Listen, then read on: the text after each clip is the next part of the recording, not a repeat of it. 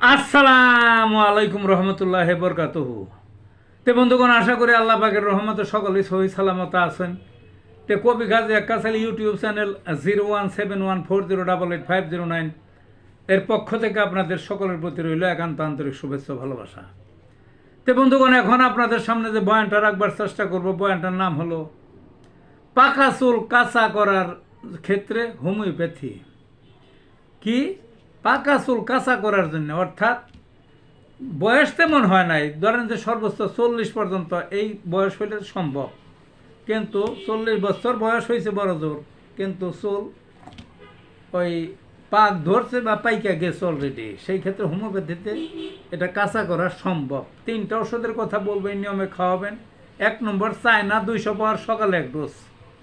2 নম্বর হইল লাইকোপোডিয়াম 200 পাওয়ারের বিকালে 1 ডোজ।